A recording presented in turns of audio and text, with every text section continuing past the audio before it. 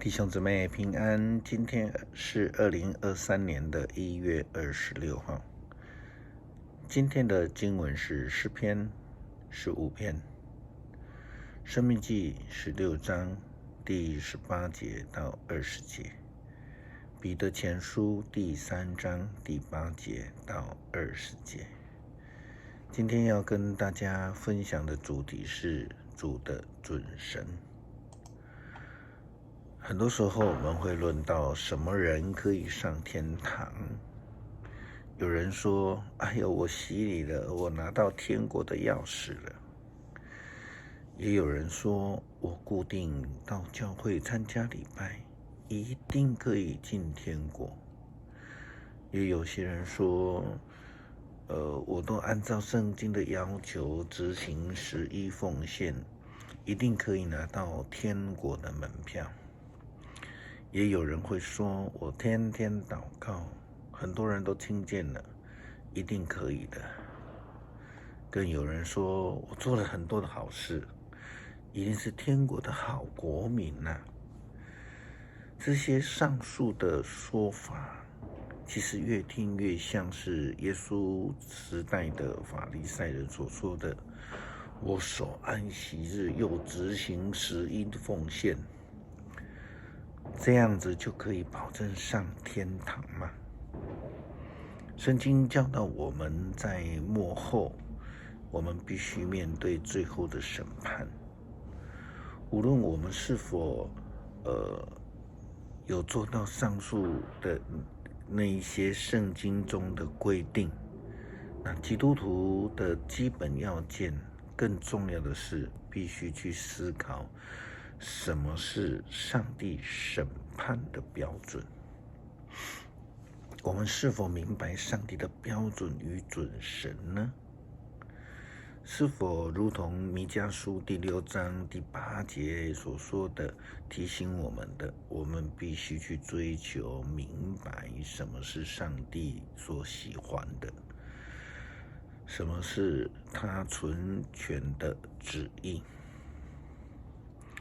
在台湾，我们时常看到一些针对于间谍案的审判、杀人案的审判、暴力事件的审判等等的那一些判决，社会上总是会出现一种批评，称那一些不符合法律原则、社会观感判决的法官为恐龙法官。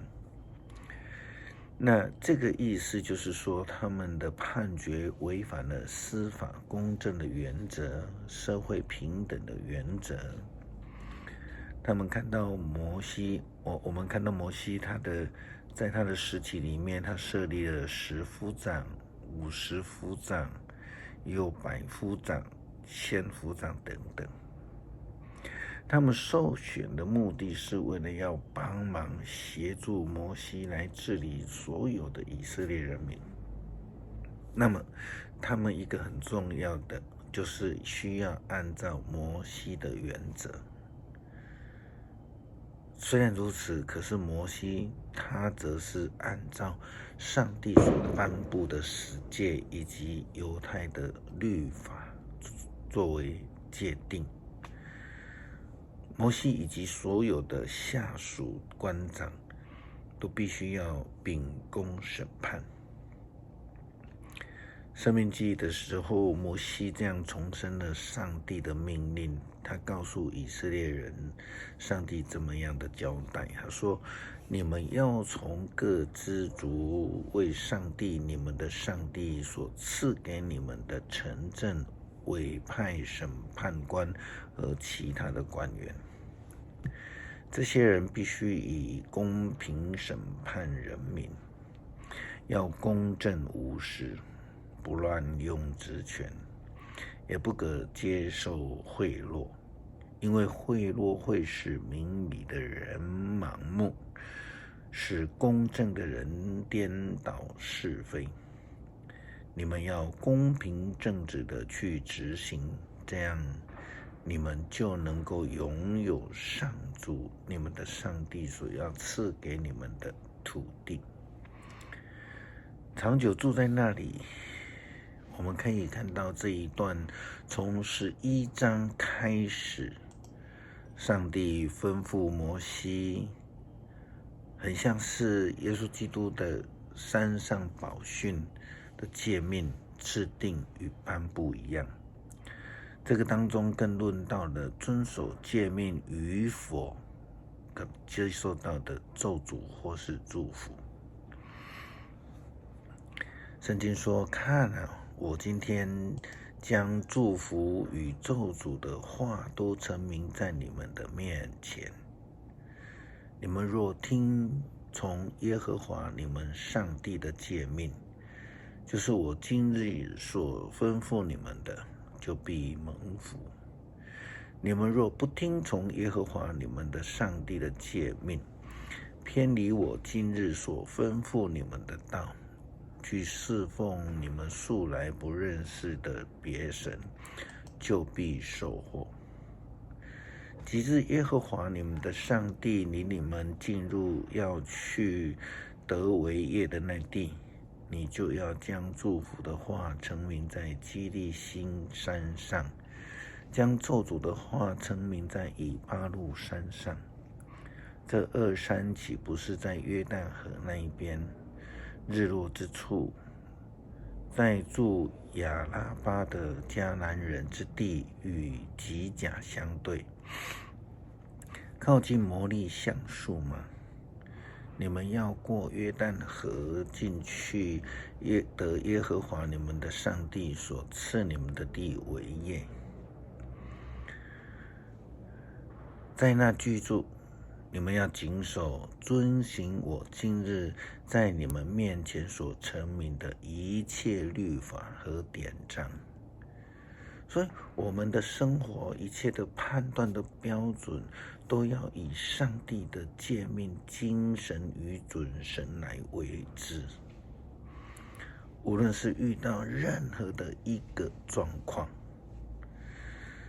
耶稣基督的山上宝训当中提到了祸与福，提到了好行为，我们要虚心的寻求，使人和平的人等等的这些事情，更提到了为义受逼迫的人将要蒙福，如同彼得也这样说道：总括来说，你们都要同心，互相同情，亲爱如手足，以仁慈谦让相待，不要以恶报恶，以辱骂还辱骂。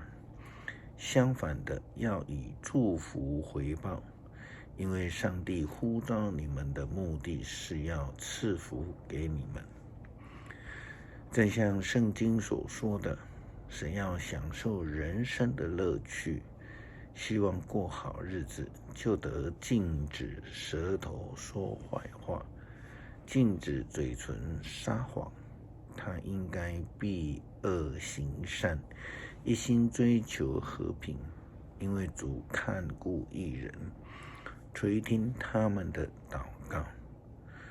但他要向作恶的人变脸，因为追求上帝的公义和准绳，却因此而受逼迫的人，上帝必定要加倍的赐福，要加倍的看顾保守。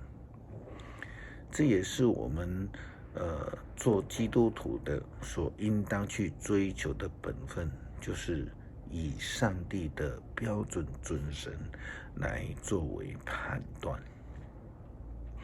诗篇第15篇：耶和华，谁能寄居在你的帐幕？谁能住在你的圣山？就是行为正直，做事公义，心里说诚实话的人。他不以舌头残谤人，不恶待朋友，也不随伙毁谤邻里。他眼中藐视匪类，却尊重那敬畏耶和华的人。他发誓了，虽然自己吃亏，也不更改。他不放债取利，不受贿赂，以害无辜。行这些事的人必永不动摇。恳求上帝让我们能够看清楚，能够明白你的旨意和标准，让我们按照你的原则来过一个蒙恩圣洁的生活，得主喜悦。祷告感谢，奉主耶稣基督圣名求，阿们。